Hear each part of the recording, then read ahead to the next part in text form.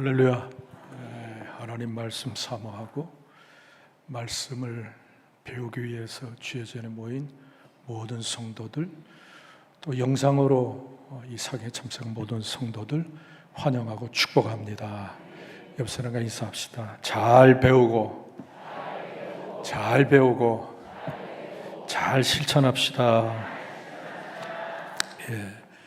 첫째는 잘 배우는 게 중요하고요, 그 다음에는 배운 대로 실천하는 게 더 중요합니다. 제가 이 사경에 시작하면서 그 말씀을 드렸어요. 그 사도 바울이 쓴 모든 성경은 특별한 상황이 다 있다. 상황과 사정이 있다. 그래서 그 상황과 사정을 제대로 이해를 못하면 성경 말씀이 이해하기가 쉽지가 않다는 말씀을 드렸어요. 그래서 첫 번째로 드렸던 교회는 데살로니가 교회, 종말에 관해서, 부활에 관해서, 주님의 다시 오심에 관해서 믿음이 분명치 않아서 굉장히 영적 혼란 속에 빠져 있는 데살로니가 교회 성도들을 위해서 주님이 오실 때에 재림에 그 순간 일어날 상황들, 또 죽은 사람이 어떻게 될 것인가, 또 주님 오실 때까지 말세와 같은 이 세상에서 기독교인들이 어떻게 살아갈 것이야 되는 것에 대해서 데살로니가 전서 후서에 말씀을 했고, 근데 이제 제 3차 선교 여행 하다가 에베소에 머물렀습니다. 에베소는 3년을 머물렀어요. 에베소에서 열심히 성도들을 말씀으로 교육하고 훈련시키는데 또 안 좋은 얘기가 어디서 들려왔다고 그랬어요? 갈라디아. 그게 무슨 일인가? 갈라디아에서 들어왔던 소식을 살펴보니까 예루살렘에서 올라왔던 선생들, 그러니까 성경 선생, 신앙 선생, 지금으로 하면 목사 정도 되겠죠. 와서 바울이 가르쳐준 말씀하고는 다른 말씀을 전해요. 다른 말씀. 그래서 바울, 그 사람들이 무슨 얘기를 하던가 그랬더니 기가 막힌 얘기를 하더라. 야, 사도 바울이 뭐라고 가르치대? 예수님을 구주로 믿으면 구원받는다라고 가르쳤어요. 의로워진다고 가르쳤어요. 야, 생각해봐라. 의로워지는 게 그렇게 간단하고 쉬우냐? 믿기만 하면 그거 얼마나 쉬우냐? 구원받고 의로워지려면, 천국 시민이 되려면 너무 쉽다. 그거는 아니야. 그러니까 내가 하는 말을 잘 들어. 물론 예수님을 나의 구주로 믿어야지. 그러나 그것만 가지고 부족해. 우리 이스라엘 사람들이 모세로부터 받았던 뭐를? 율법을 잘 지켜야 돼. 잘 지켜야 돼. 그래야 네가 구원받고 의로워지고 그렇게 천국 백성이 될 수 있어 라고 가르친다는 얘기를 누가 들은 거예요? 바울이 들은 거예요. 이건 아니다 싶어서 쓴 성경이 바로 갈라디아서입니다. 근데 갈라디아서에 보면 그 사도 바울이 굉장히 예민하게 이 정도로 반응할 필요가 있을까? 근데 굉장히 분노하고, 성경 보면은 나와 다른 복음을 전하는 사람은 뭘 받을지어다? 굳이 그럴 필요가, 다 믿는 사람인데 좀 생각이 다르고 의견이 다를 뿐인데 그렇게 저주까지 퍼부을 이유가 있을까? 그런 생각이 들 수도 있는데, 근데 이렇게 제가 성경 연구하다 보니까 사도 바울이 예민하게 반응했다는 그만한 이유가 있습니다. 그게 뭐냐면 그 율법을 잘 지켜야 구원을 받는다는 사람도 알았던 사실이 있어요. 그게 뭐냐면 그 율법이라고 하는 것이 그 태어날 때부터 배우고 지키라고 훈련받았던 이 이스라엘 사람들에게도 얼마나 힘든 것인지를 잘 알았어요. 한번 볼까요? 이건 이제 베드로 사도가 한 얘기예요. 어떤 그 회의에서, 아주 중요한 기독교의 방향을 정하는 아주 중요한 회의에서 그 당시 최고 지도자였던 베드로가 했던 얘기예요. 사도행전 15장 10절 그리고 19절을 우리 한번 같이 읽읍시다. 시작. 그런데 지금 너희가 어찌하여 하나님을 시험하여 우리 조상과 우리도 능히 매지 못하던 멍에를 제자들의 목에 두려느냐. 예, 10절 봅시다. 자, 너희가 어찌하여 하나님을 시험하여, 하나님을 테스트하냐는 거야. 그러면서 우리 조상과 우리도 능히 매지 못하던 멍에, 이게 뭘까요? 멍에가 뭘까요? 베드로가 말씀하는 멍에, 소리가 뭐라 하는데 하나도 안 들리네. 뭐가? 예, 율법대 사는 것, 율법을 지키는 것, 뭐 안식일 노동하지 말라는 거, 음식 먹는 거, 또 제사 지내는 거, 절기 지내는 거, 엄청나게 많은 복잡한 외우기조차 힘든 참 많은 율법의 행위가 있는데, 이것이 솔직히 말하면, 그러니까 베드로도 알았던 거예요. 이것이 태어날 때부터 배웠고 지키라고 그렇게 훈련됐던 우리도 너무 힘들어서 뭐라고 그런 거예요? 멍에. 여러분, 멍에 매 보신 분 보기는 봤어요? 다 시골 사람들. 멍에가 얼마나 소에게 힘듭니까, 그죠? 그거 하면 소 이게 어깨에 굳은 살이 박혀가지고. 여러분, 그 멍에, 그러니까 우리 이스라엘 사람들에게도 그게 멍에였다는 게 멍에. 다시 한번 보여주세요. 그 하나님께서, 그래서 우리들에게도 너무 멍해여서 하나님께서는 사람들을, 이방인을 하나님께로 돌아오기 위해서는 하나님이 조금 이 멍에는 벗겨놨다는 거예요. 멍에는. 자, 19절 봅시다. 시작. 내 의견에는 이방인 중에서 하나님께로 돌아오는 자들을 괴롭게 하지 말고. 예, 괴롭게 하지 말라는 게 뭘까요? 이방인들에게는 율법의 행위를 지키라고 강요하지 말라는 거예요. 그러니까 우리 이스라엘 사람들은 태어날 때부터 율법을 받았으니까 그냥 우리는 율법을 지키지만, 그러나 이것이 구원과는 직접적인 연관이 없다. 말씀이 여기서 끝나는 거예요. 그 밑에 끊어졌는데. 그러니까 그 사람들을 괴롭게 하지 말라는 게, 괴롭게 하지 말라는 게. 그러니까 그 율법을 지키고 안 지키는 것이, 여기서 말하는 율법은 뭔지 아시겠어요? 뭐 절기를 지키는 거, 유월절, 초막절, 이런 오순절 절기를 지키는 거, 또 음식 먹는 규정들, 또 안식일의 노동 규정들, 뭐 이런 것들을 지키는 것과 지키지 않은 것 가지고 그렇게 이방 사람들을 괴롭게 하지 말라. 그러니까 하나님이 만드신, 새롭게 만드신 법은 이거라는 겁니다. 갈라디아서 3장 6절 7절 봅시다. 자, 시작. 아브라함이 하나님을 믿음에 그것을 그에게 의로 정하셨다 함과 같으니라. 예, 이게 뭐냐면, 자, 6절 봐요. 하나님께서 아브라함에 대해서 너는 참 의롭다라고 인정하신 것은, 이때는 율법을 아브라함이 받았어요? 못 받았어요? 이게 계산이 잘 안 돼요? 다시 한번요. 자, 율법을 하나님이 언제 주셨어요? 모세 때 주었어요. 모세가 먼저 태어났어요? 아브라함이 먼저 태어났어요? 그러니까 아브라함이 모세보다 최소한 400년 먼저 태어난 사람이고, 그러니까 아브라함은 율법을 받지 못했으니까 지키지 못했을 거 아니에요. 그런데 하나님이 아브라함 보고 의롭다고 그랬습니다. 그럼 아브라함이 뭘 보고? 하나님의 약속을, 그렇지, 믿었다는 겁니다. 나는 너희 하나님이 되고 너는 복의 근원이 될 것이고 내가 너를 도와주고 지켜주고 함께하고 너희의 자손들을 내가 복을 주겠다라는 하나님께서 아브라함과 약속을 했어요. 그 약속을 아브라함이 믿었다 그래요? 안 믿었다 그래요?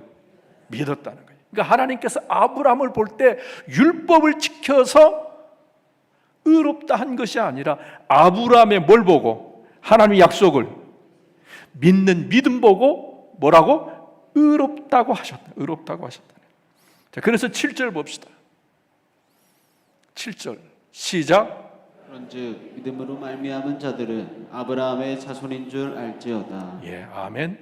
그러니까 믿음, 하나님의 약속, 예수 그리스도가 너를 위해서 너의 죄값 때문에 십자가에서 죽었다라는 그 사실을 믿으면 하나님은 뭘 보고, 우리의 뭘 보고, 믿음 보고 의롭지 않지만 의롭다고 뭐 하겠다? 인정해 주겠다는 거예요. 여러분, 아브라함이 100% 완벽하지 않았어요. 아브라함도 실수를 많이 했어요. 그렇지만 하나님의 약속을 믿는 믿음 하나 보고 하나님은 그를 의롭다고 한 것이지, 알지 못하는 율법을 지켜서 의롭다고 한 것은 아니다. 그러기에 그 후대들이 율법을 잘 몰라요. 우린 잘 모르죠. 율법 잘 모르잖아요. 그러나 하나님의 구원에 관한 약속, 내 아들을 너희를 구원하기 위해서 너희 죄값으로 내가 십자가에서 죽였다라는 그 사실을 뭐하면 믿으면 너의 삶이 의롭지 않아. 하지만 내가 너를 의롭다고 인정하겠다. 그 믿음이 있는 사람을 하나님은 아브라함의 자손, 구원하는 아브라함의 자손으로 내가 인정하겠다라는 편지를 써서 갈라디아 교회에 보냅니다. 그래서 갈라디아 교회가 이 사도 바울의 편지를 받고 예루살렘에서 올라왔던 그런 바울과 다른 복음을 가르쳤던 그 사람들의 가르침을 다 없애고 사도 바울의 말씀에 아멘. 그래, 맞아. 우리가 구원받는 것은 하나님의 말씀, 구원의 약속의 말씀을 믿을 때 구원을 받는구나 라고 하는 믿음으로 회복된 줄 믿으시기 바랍니다.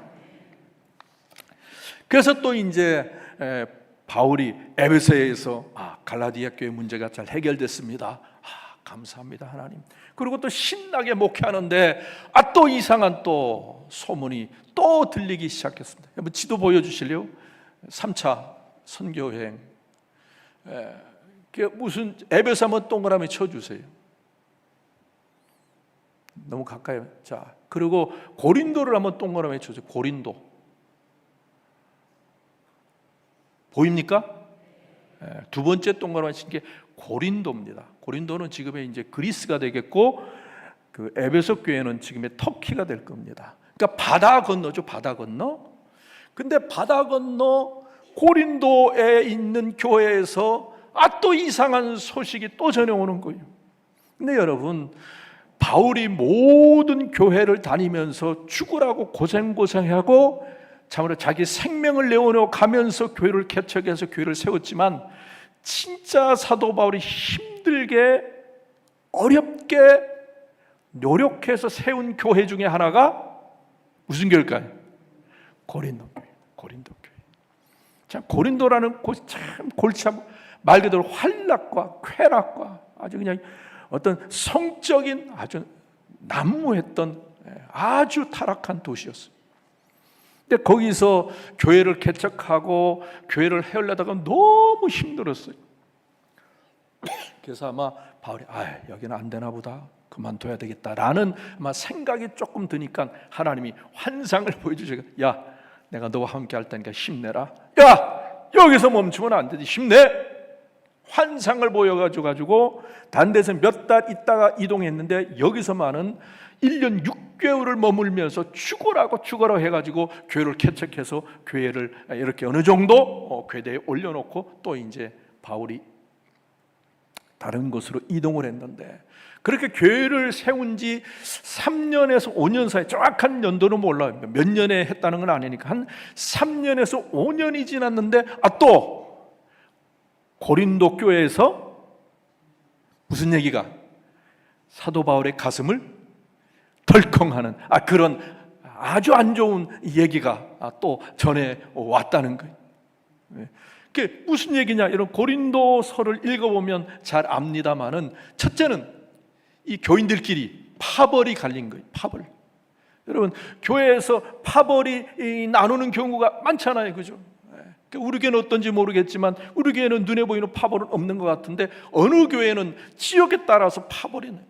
고향이 어디냐에 따라서 나누고, 또 어디 사느냐에 따라서 나누고, 또 있는 사람 없는 사람 나누고, 그래서 교회 안에서 파벌이 갈려가지고 서로 으르렁대는 교회가 어디선가 있다는 얘기를 제가 들었는데, 이 고린도 교회는 자기가 누구 밑에서 은혜를 받았느냐 가지고 파가 바울파, 그리고 바울의 후임 목사인 아볼로의 은혜를 받은 사람이 또 아볼로파, 난 이것도 저것도 아니다, 뭐 그리스도파, 그래가지고 교회 안에서 몇 가지 파벌이 생겼는데, 이 파벌이 신앙에 관한 경쟁을 하면 좋은데 서로 시기하고 질투하고 모함하고, 그래서 교회가 사본오열. 제가 한번, 이건 우리 교회 얘기가 다른 교회 얘기인데, 어느 다른 교회 교인한테 제가 들었어요. 요즘은 아니고, 목사님 교회 가기가 싫습니다.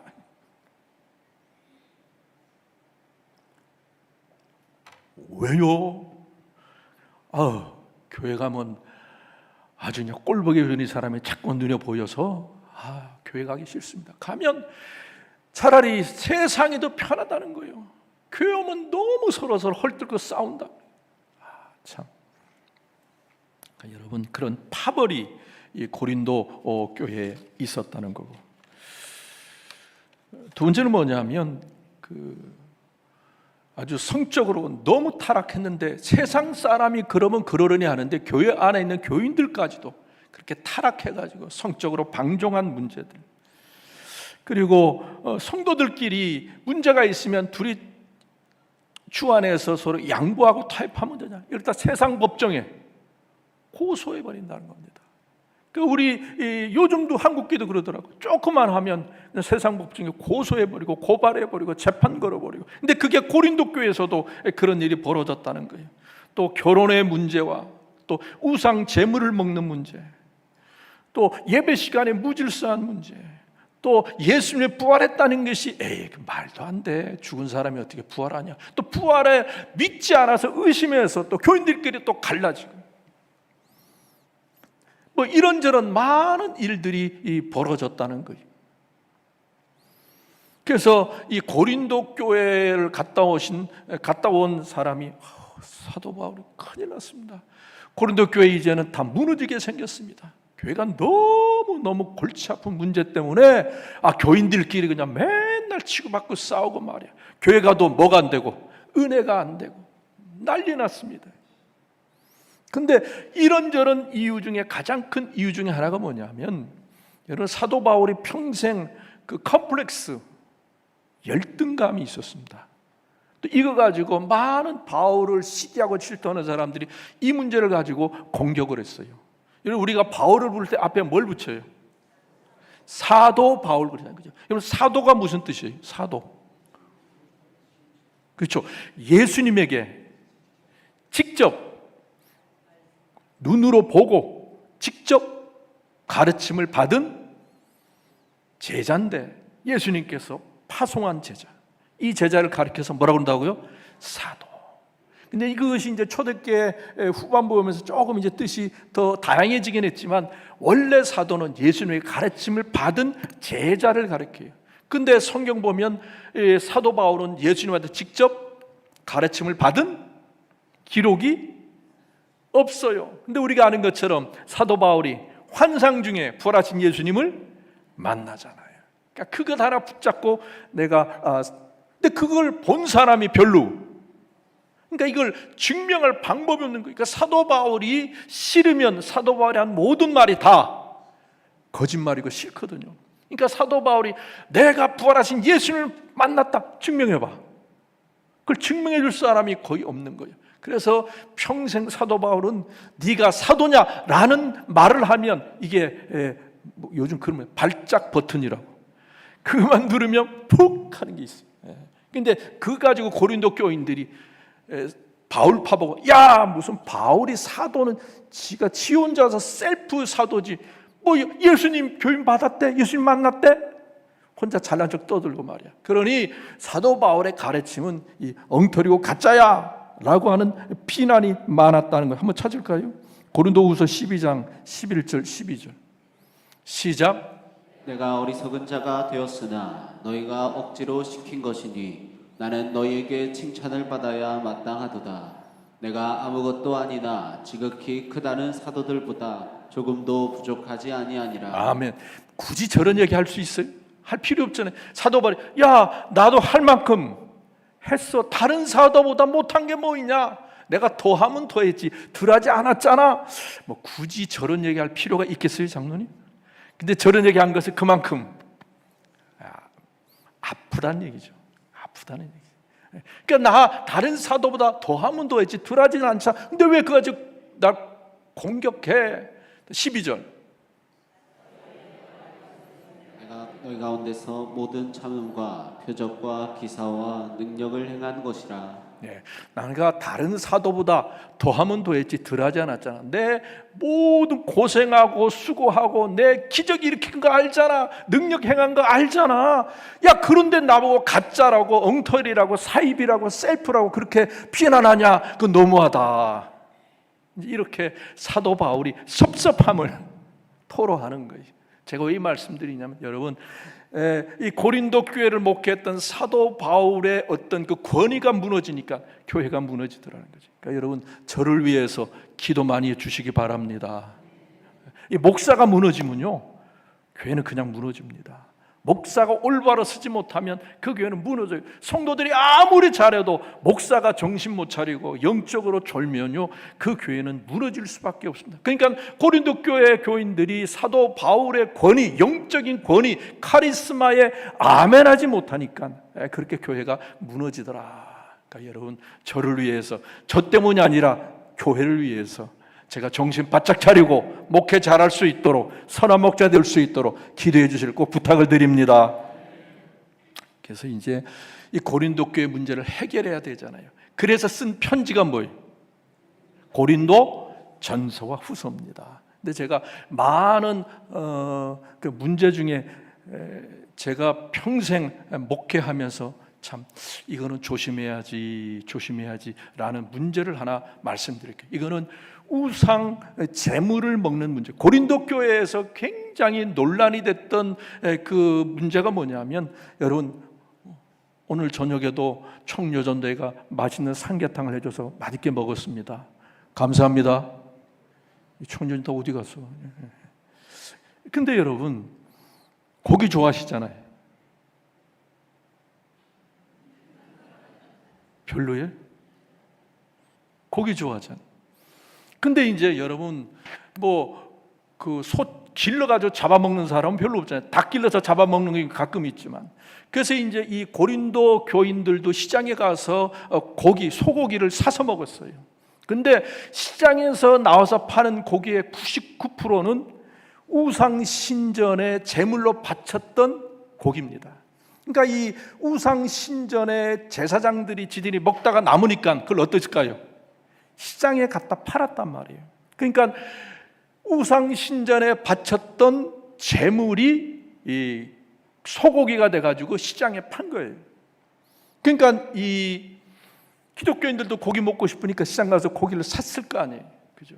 근데 이거를 먹어도 되느냐 안 되느냐에 관한 그런 다툼이 벌어졌다는 겁니다. 야, 어떻게 하나님 믿는 사람이 하나님 제일 신하는 게 우상을 섬기는 건데 우상에게 바쳤던 그 재물을 어떻게 먹을 수 있냐? 한쪽에는 야, 그게 무슨 상관? 그건 그냥 고기잖아, 고기. 그 고기인데 그거 먹는다고 어떻단 말이냐? 그래서 교회 참 쓸데없는 거로 싸웠죠. 또 그거 가지고 엄청나게 싸웠다는 거예요. 그 얘기를 바울이 듣고 했던 말씀이 고린도전서 8장 8절 9절. 시작. 음식은 우리를 하나님 앞에 내세우지 못하나니 우리가 먹지 않는다고 해서 더 못 사는 것도 아니고 먹는다고 해서 더 잘 사는 것도 아니니라. 예, 우상에게 바쳤던 재물을 내가 먹는다고 영적으로 타락하고 부패하는 것은 아니다. 아니다. 그래서 저는 그랬어요. 제가 충청도에서 목회할 때 거기는 뭐 교회 안 나면 거의 다 제사를 모셨어요. 제사. 그러면 여러분 제사상 떡 벌어지는 거 아시죠? 제사를 안 집어넣어서 몰라요? 그러면 엄청나게 잘 차리면 꼭 저한테 연락 와요. 전사님 내일 아침 밥 먹으러 오시라고. 아침밥. 그거 뭐예요? 제사 지내고 남은 음식을. 근데 가보면요 여러분 고봉밥 아세요? 옛날 그 녹그릇에 진짜 고봉, 그 위에 똑같은 높이로 밥을 줘요. 그러면 제가 그때는 한 그릇도, 조그만 공기 한 그릇도 못 먹을, 그때 제가 한 52kg, 3kg 나갔을 때인데, 그 어떻게 해요? 가서 밥 먹다 남으면 시골 사람들은 밥맛이 없습니다. 음식을 잘못했나? 목회 전도가 안 될 것 같아요. 그래서 그 전날부터 제가 굶어요. 전날부터 굶습니다. 그러니까 두 끼를 굶어요. 두 끼를. 그래서 아침에 집사람 같이 밥 먹으러 가면요, 집사람이 걱정스레 쳐다봐요. 밥 한 공기도 못 먹는 사람이 그 고봉밥을 다 먹거든요. 다 먹거든요. 그러니까 집사람, 그만 드시라고, 배탈 난다고. 그래도 다 먹었어요. 뭐 하려고? 목회하고 전도하려고. 목회하고 전도하려고. 근데 여러분, 저는 스스럼 없이 먹었습니다. 제사밥인데, 초상에 바친 밥인데, 왜? 뭐 하려고? 전도하려고. 어떻게든지 좀 그 사람 마음을 열게 해서 전도하려고. 무슨 얘기냐면, 바울이, 야, 그 고기 먹어도 되고 안 먹어도 된다. 먹는다고 하면 네가 그렇게 건강에 보탬되냐? 안 먹는다고 죽느냐? 그러니까 여러분, 우리가 먹는 문제뿐만 아니라 우리 행동이 있어서, 거기 봅시다. 9절 봅시다. 9절 시작. 그런즉 너희의 자유가 믿음이 약한 자들에게 걸려 넘어지게 하는 것이 되지 않도록 조심하라. 자, 고린도 교회 중직자들, 초신자들은 중직자들, 너희들의 행동 하나가 새신자, 초신자에게는 뭐가 될 수도 있다? 상처가 될 수도 있고 시험거리가 될 수도 있다. 그러니까 초신자가 어떻게 하든지 간에 그것이 다른 성도에게는 상처가 안 되지만, 교회에서 중직자들의 말과 행동과 삶은 믿음이 약한 사람들에게는 뭐가 될 수도 있다? 상처가 될 수도 있고 아픔이 될 수도 있고 넘어지게 하는. 여러분, 술 먹으면 지옥 가요, 안 가요? 술 먹으면 안 가죠. 그래요, 안 그래요? 그런데 술 먹으면 지옥 안 갑니다. 저는 술 한 방울도 안 됐어요. 왜? 저희 집에는, 저희 지금 누나하고 어머니도 지금 저희 영상으로 지금 보시는데, 뭐 다 아는 얘기. 저희 친가는 엄청 술을 많이 먹었습니다. 엄청 술을 많이 먹었어요. 최실해서 그래? 근데 여러분, 제가 안 먹은 이유는 제 속에는 그 알코올에 관한 굉장한 그게 있어요. 저희 집안은. 근데 여러분, 만약에 목사가 술을 먹어서 취했다고 그래봐요. 지옥 갑니까? 지옥 안 가잖아요. 그런데 문제는 뭐냐? 제가 술 취한 모습을 누가 보면 뭘 받아요? 상처받죠. 시험 들죠. 그죠? 여기 장로님들 계시고 권사님들도 계시고 안수집사님들 계신데, 여러분, 우리가 이 말씀을 잘 우리가 뭘 하든 우리는 자유해요. 누가 뭐라고 그래? 내 마음대로 내 하고 싶으면 사는데. 그러나 내 말과 행동이 믿음이 약한 성도들에게 거침돌이 되고 상처가 되고 시험이 된다면 절대로 하지, 제한을 해야 된다. 이것이 사도 바울의 주장입니다. 그러니까 여러분, 뭘 하든 상관없죠. 내 인생 누가 살아줘, 내 마음대로 살아야지 할지 모르지만 우리가 믿음이 약한 성도에게 시험거리가 되지 않도록 늘 조심해야 된다는 거예요. 그러니까 바울이 그 얘기를 합니다. 고린도 성도들아, 새신자들보다 중직자들, 여러분, 교회에서 싸움박질하는 사람 누구예요? 그죠? 교회 처음 나온 사람은 아무것도 모르잖아. 그러니까 중직자들이 믿음이 약한 성도들에게 본이 돼야 되고, 그들에게 상처나 시험 주는 일은 절대로 하지 말라. 아멘. 여기 뭐 권사님들 참 많으시네요. 우리 집사님들 많으신데, 여러분, 우리 행동 하나하나가, 그죠? 믿지 않는 사람뿐만 아니라 초신자들, 새신자들에게 좋은 신앙의 응원이 될 수 있기를, 격려가 될 수 있기를 주님의 이름으로 축원합니다. 근데 이제 그렇게 편지를 써보내지만 해결이 잘 안 돼요. 나중에는 사도 바울까지도 막 공격하는 겁니다. 사도 바울 거짓말쟁이, 가짜 사도, 지가 무슨 사도라고. 너무너무 힘들었어요. 그래서 어떻게 하면 좋을까 생각하다가 사도 바울이 한 사람을 선발하게 됩니다. 거기 한번 볼까요? 고린도후서 8장 23절 읽습니다. 시작. 디도로 말하면 나의 동료요 너희를 위한 나의 동역자요 우리 형제들로 말하면 여러 교회의 사자들이요 그리스도의 영광이니라. 아멘. 누구를 보낸다 그러는 거예요? 디도. 여러분 성경 디도서라고 있죠, 그죠? 디도서. 그러니까 사도 바울의 평생에 가장 믿을 만한 동역자 중에 한 사람이 바로 디도였어요. 디도. 그러니까 디도야말로 바울에게는 진짜 평생 서로 동고동락했던 그런 최고의 동역자고 동지. 그래서 이제 디도를 보내면 어떨까 생각해서 디도에게 부탁을 합니다. 거기 볼까요? 16절 17절 봅시다. 시작. 너희를 위하여 같은 간절함을 디도의 마음에도 주시는 하나님께 감사하노니 그가 권함을 받고 더욱 간절함으로 자원하여 너희에게 나아갔고. 예, 바울이 부탁을 했어요. 디도야,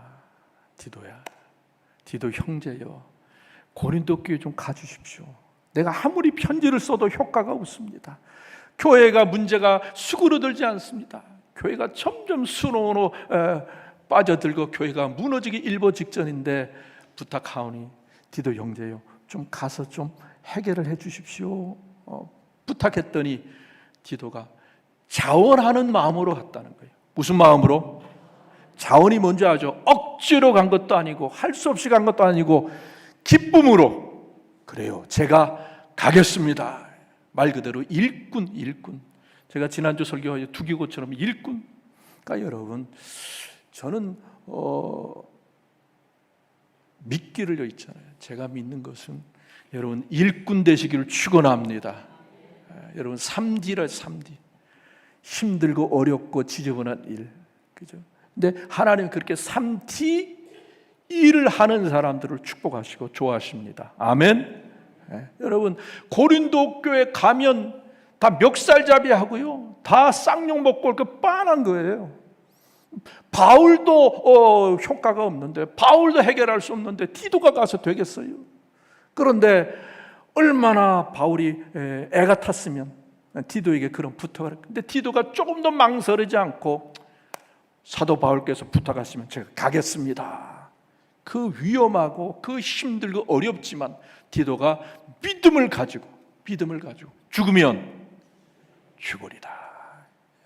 여러분, 교회에서 내가 하고 싶은 것만 하는 성도보다는 아무도 하기 싫고 안 하는 좀 그런 일을 하는 성도가 되기를 축원합니다.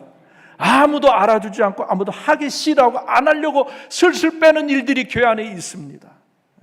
그런 일을 디도처럼 자원해서 할 수 있기를 축원합니다. 자, 안 될 것 같은, 바울도 안 됐는데 디도 제자가 가서 뭐 되겠어요? 근데 기적이 일어납니다. 고린도후서 2장 3절 4절. 자, 시작. 내가 이같이 신 것은 내가 갈 때에 마땅히 나를 기쁘게 할 자로부터 도리어 근심을 얻을까 염려하며 또 너희 모두에 대한 나의 기쁨이 너희 모두의 기쁨인 줄 확신함이로라. 내가 마음에 큰 눌림과 걱정이 있어 많은 눈물로 너희에게 섰노니 이는 너희로 근심하게 하려 한 것이 아니요 오직 내가 너희를 향하여 넘치는 사랑이 있음을 너희로 알게 하려 함이라. 예, 편지를 그렇게 쓴 겁니다. 야, 내가 너희들 사랑한다, 하나가 되자, 교회가 회복되길 원한다는 간절한 마음으로 쓴 편지 가지고 디도가 갔어요. 근데 결론으로 해결됐을까요? 안 됐을까요? 됐을까요? 안 됐을까요? 예, 믿음을 가지고 나갔던 디도에게 성령께서 역사하실 때 고린도 교회 문제가 깨끗이 해결됐음을 믿으시기 바랍니다. 그러니까 여러분, 죽으면 죽으리라 한 알의 썩을 미랄이 돼서 주님의 명령에 순종하면요, 여러분의 가정에서, 여러분의 일터에서 놀라운 기적의 역사가 일어나는 줄 믿으시기 바랍니다. 디도를 통해서, 그러니까 선생도 못했는데 제자를 통해서. 그러니까 여러분, 우리의 능력은 별거 아니에요. 우리의 능력은 별것 아니지만 성령께서 함께 하실 때 기적의 역사가 일어날 줄로 믿습니다. 우리는 아무것도 아니에요. 그러나 주님이 함께 하시면 엄청난 스펙의 사람도 할 수 없는 일을 우리가 할 줄로 믿습니다. 그 믿음으로 성령께서 감동하시는 대로 아멘 순종하시길 축원합니다. 그래서 이제 고린도 교회 문제가 조금 해결이 됐어요.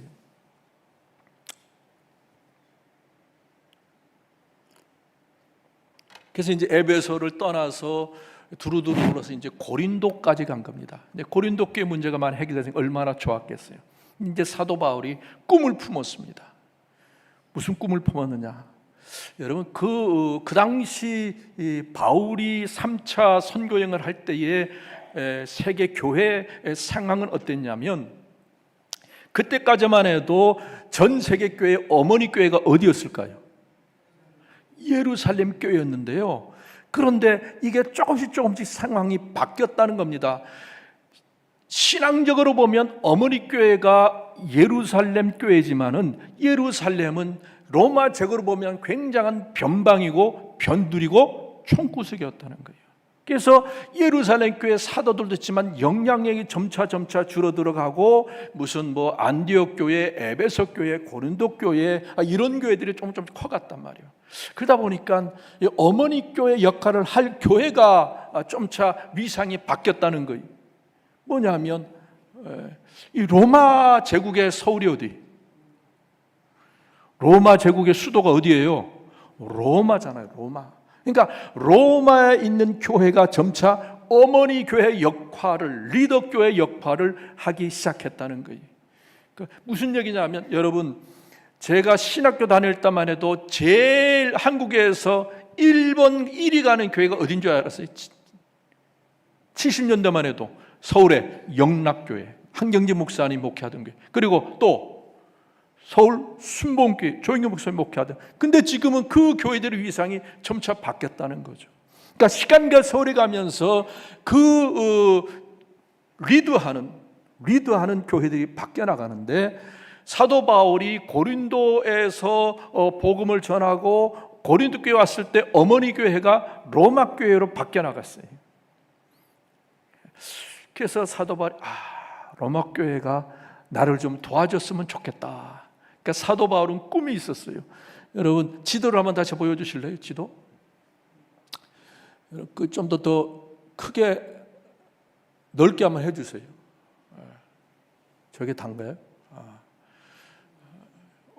바울이 꿈이 뭐냐면 내가 로마를 거쳐서 스페인, 서바나라고 그랬어요. 스페인에 가서 복음을 전하고 싶었어요. 근데 자기가 스페인 가서 복음을 전하려면 누가 도와줘야 되잖아요. 그죠? 근데 도와줄 만한 교회를 따지니까 로마 교회, 스페인에서 가까운 로마 교회가 좀 도와줬으면 좋겠어요. 그래서 로마 교회에 편지를 쓴 겁니다. 나를 좀 도와주십시오 라고 말하면서, 그런데 로마 교회가 나를 도와줄 수 있을 정도로 건강한 은혜의 교회가 되기 위해서는 꼭 반드시 해결해야 될 문제가 있었습니다. 그건 그 당시 초대교회가 아직도 이 문제가 해결되지 않은 문제가 있었어요. 이 문제는 갈라디아 교회에서 일어났던 갈등인데, 이 갈등은 다른 지역에서는 계속해서 문제화됐다고 하는 겁니다. 그게 왜 그러냐면 사도행전 15장 5절 볼까? 이건 이제 베드로 사도의 얘기입니다. 베드로 사도, 그 당시 사도 바울이 활동할 당시 영적인 상황에 대해서 지금 베드로 사도가 걱정하면서 말을 하고 있는 거예요. 시작. 바리새파 중에 어떤 믿는 사람들이 일어나 말하되 이방인에게 할례를 행하고 모세의 율법을 지키라 명하는 것이 마땅하다 하니라. 예. 그러니까 사도 바울이 예수 믿기 전에 무슨 파였어요? 바리새파 사람이었던 것처럼 이 바리새인들 중에서 예수를 영접하고 기독교인이 된 사람들이 있었어요. 근데 이 사람들은 뭐라고 주장했냐면 예수를 구주로 믿는 것은 마땅히 해야 될 일이지만 그것 가지고는 모질라. 그 다음에 뭘 해야 된다는 겁니까? 이방인들에게 할례를 행하고 그다음 뭐예요? 모세 율법을 지키라 명령하는 것이 마땅하다. 그러니까 초대교회 때 많은 기독교인들이 예수를 믿는다 이것만 가지고는 부족해. 할례도 받고 유대인들처럼 율법을 잘 지켜야 된다라고 목사님들이 가르쳐야죠. 그런 주장을 하는 사람들이 많았다는 거예요. 21장 20절 봅시다. 자, 시작. 그들이 듣고 하나님께 영광을 돌리고 바울더러 이르되 형제여 그대도 보는 바에 유대인 중에 믿는 자 수만 명이 있으니 다 율법의 열성을 가진 자라. 그러니까 뭐냐면 그 당시 많은 기독교인들 중에서 유대인 믿는 사람이 한두 명이 아니라 몇 명이라는 겁니까? 수만 명이 있다는 거예요. 근데 그들은 예수만 믿는 것이 아니라 동시에 율법에 대해서 열성을 가진 사람은 바울에 대해서 굉장한 반감을 가졌다는 거예요. 반감. 바울을 굉장히 안 좋아했어요. 그러니까 초대교회 바울이 모든 교회 모든 사람에게 환영을 받았다 생각하면 안 돼요. 아까 다시 보여주세요. 20절 말씀 21절 말씀이요. 읽습니다. 시작. 내가 이방에 있는 모든 유대인을 가르치되 모세를 배반하고 아들들에게 할례를 행하지 말고 또 관습을 지키지 말라 한다 함을 그들이 들었도다. 아멘. 그러니까 우리 이 많은 유대인 출신의 기독교인들이 네가 이방 사람들에게 뿐만 아니라 우리 이스라엘 사람들에게도 모세의 율법을 지키지 말고 할례도 주지 말고 또 율법의 관습도 지키지 말라고 네가 가르쳤다는 얘기를 그들이 들었다. 그러니 이 문제를 어떻게 해결하면 좋겠냐? 이게 그 당시 상황이라는 거예요. 그러니까 그 당시 제가 계속해서 율법과 복음, 구원에 관해 계속 말씀드린 게 뭐냐면 사도 바울이 복음을 전할 당시의 상황이 우리가 생각하는 것처럼 그렇게 만만치가 않았다는 거예요.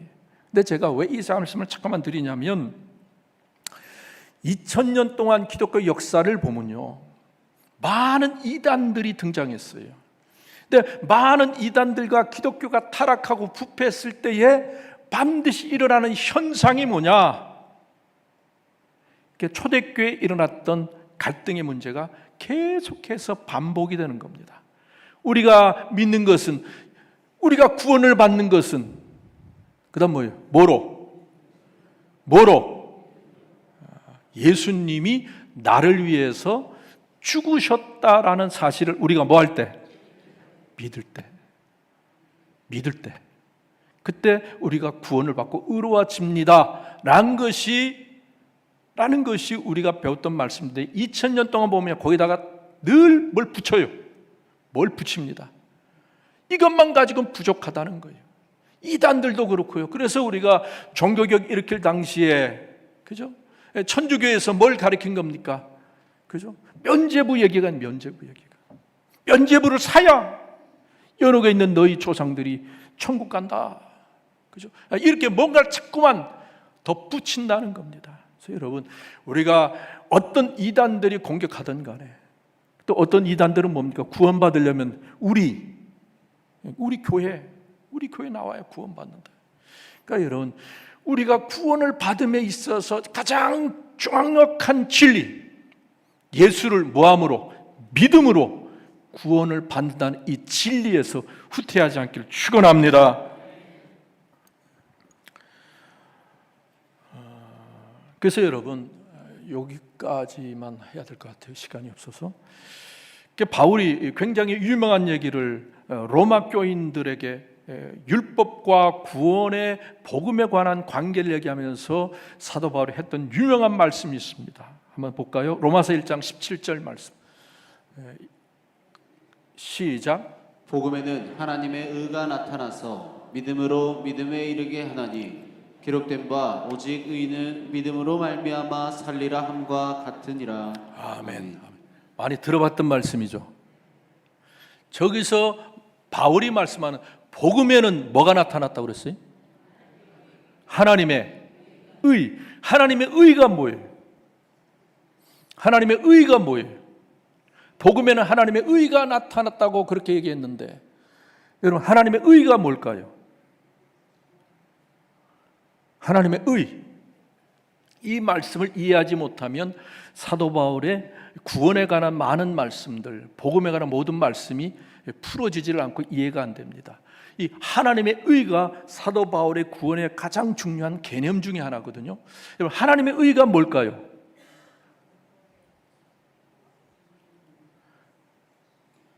뭐로 쭝얼거리는데 하나도 안 들려.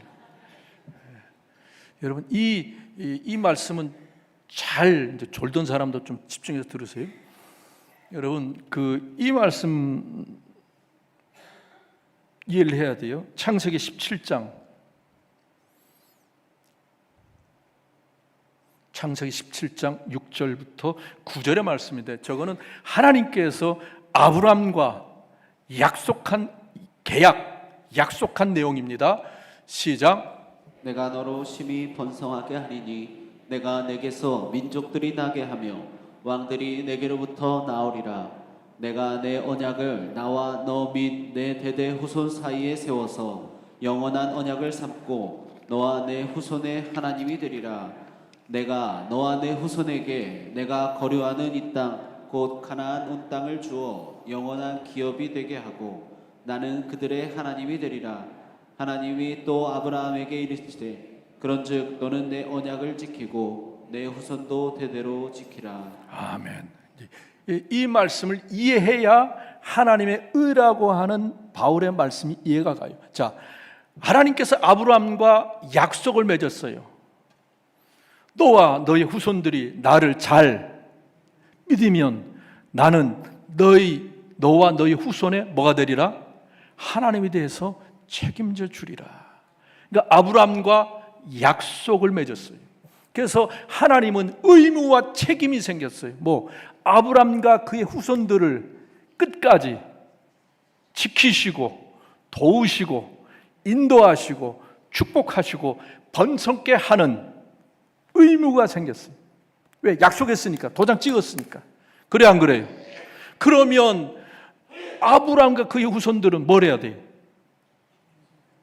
하나님과의 하나님 잘 믿겠다, 섬기겠다, 말씀 살겠다는 약속을 지킬 의무가 양쪽에 있는 거예요. 하나님의 의가 뭐냐면 하나님이 아브라함과 약속했어요. 너와 너의 후손들은 내가 버리지 않고 멸망시키지 않고 내가 구원하고 끝까지 책임져 주고 돕고 인도하고 복을 주리라 약속했으니까 그 의무와 약속을 지키는 것이 바로 하나님의 의라는 거예요.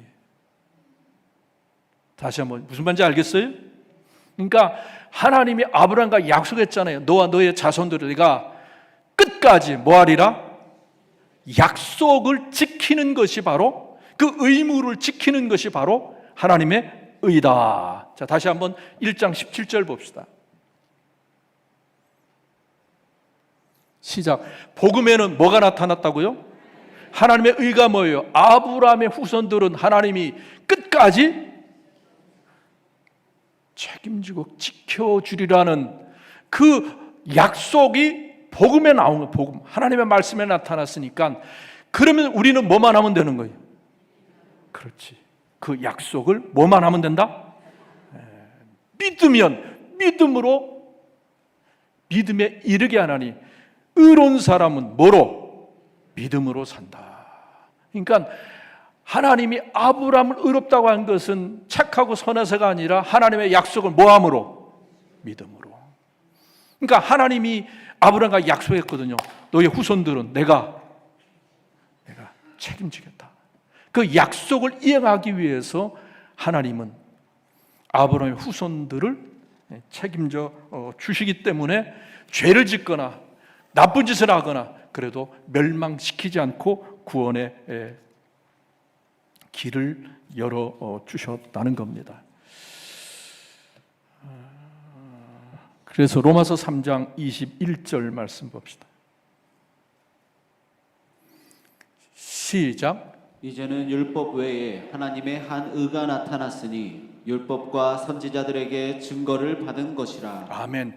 율법과 상관, 율법을 지키는 것과 상관없이 하나님의 하나님의 의무를, 하나님의 책임을 하나님께서 실행하기로 작정하셨다. 그래서 율법을 가지고 구원받느냐 못 받느냐를 결정하는 게 아니라 하나님의 약속을 믿어서 아브라함의 자손으로 믿음을 믿는 사람은 하나님이 구원하시겠다고 그렇게 구원의 계획을 세우셨다라고 약속을 했습니다. 그 다음에 하나만 더 하고 마칩시다.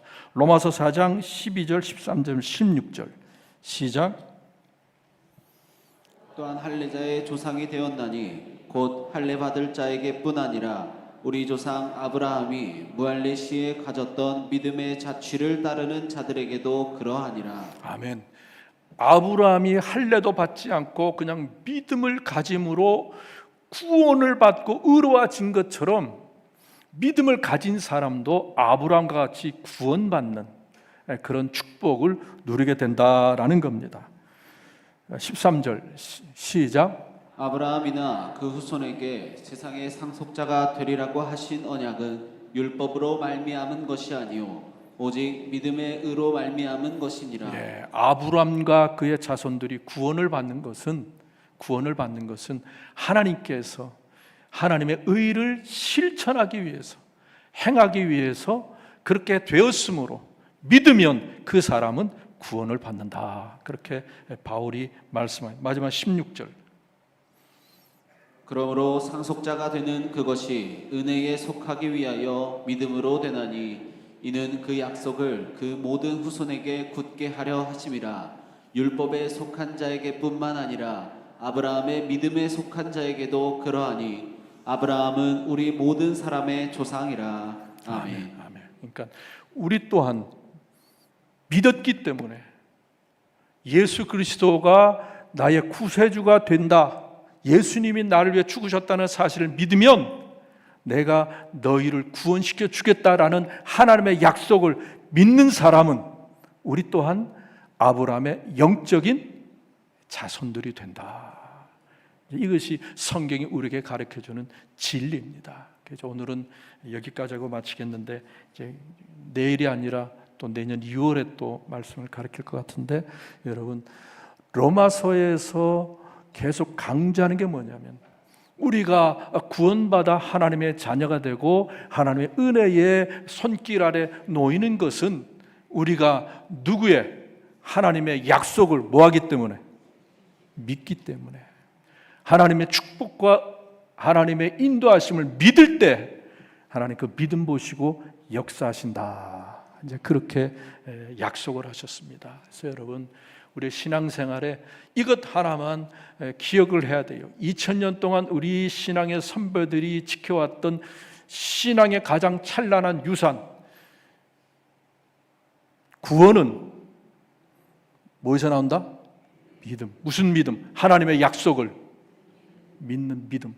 네가 예수 그리스도가 너를 구원하기 위해서 십자가에서 못 박혀 죽었다라는 그 사실을 믿으면 그 믿음 보고 내가 너를 구원해 주겠다. 그래서 제가 어제 그랬죠. 믿음으로 의로워지고 구원해진다. 이신 칭의. 그렇게 믿음으로 구원을 받으면 우리의 삶이 변화가 일어나요. 우리의 삶이 주 안에서의 삶으로 변한다는 겁니다. 주님이 내 인생의 주인이 되시고 우리가 주님이 기뻐하시는 일만 하려고 몸부림치는 그런 사람으로 우리가 변해야 된다는 거고, 마지막으로 그런 변하는 역사를 성령께서 역사하시고 성령께서 우리의 삶을 인도하신다. 이게 바울의 말씀입니다. 목사님, 믿기는 하는데 내가 변화가 안 일어나네요. 우리가 기도해야 돼요. 내 속에 누가 계셔요? 성령께서 계십니다. 성령이 임하시면 능력이 나타납니다. 능력. 그리고 우리가 내 삶에 변화가 일어나지 않는다, 하나님께 기도하는 거예요. 하나님, 내가 소금의 삶을 살기를 원합니다. 사랑의 삶을 살기를 원합니다. 하나님 자녀답게 살기를 원합니다. 하나님 선한 영향력을 주며 살기를 원합니다. 성령여 나에게 능력을 주시옵소서. 능력을 주시옵소서. 그렇게 기도하며 한 걸음 한 걸음 주 안에서의 삶으로 그렇게 이끌어 나가시기를 주님의 이름으로 축원합니다. 자, 이것으로서 오늘 여름 설교 맞아 옆 사람과 인사하면 그동안 수고 많으셨습니다.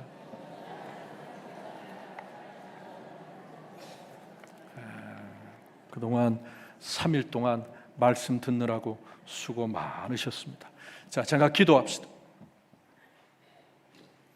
하나님, 우리 신앙의 선배들이 생명 바쳐가며 전해졌던 진리, 구원은 믿음에서 난다. 하나님께서 아브라함을 통해서 전해주신 진리, 사도 바울이 목숨 걸고 전했던 진리, 그 은혜, 축복의 귀한 말씀, 우리가 예수 그리스도가 나의 구주라는 사실을 믿을 때 우리가 구원의 은총이 내린다는 이 진리를 우리가 놓지 않게 하시고, 우리가 믿음으로 구원에 이르렀을 때 우리의 삶이 주 안에서의 삶으로 바뀌고 성령의 이끌림 받아 살아가는, 하나님의 자녀답게 살아가는 도원의 모든 성도들 되게 하여 주시옵소서.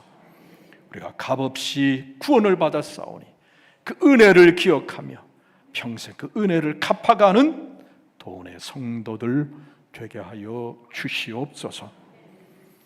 지금 우리 주 예수 그리스도의 은혜와 하나님 아버지의 놀라우신 사랑하심과 성령 하나님의 인도 동행 보호하심이 도원의 모든 성도들과 성도들의 가정과 일터 위에 늘 함께 하시기를 간절히 축원하옵나이다. 아멘.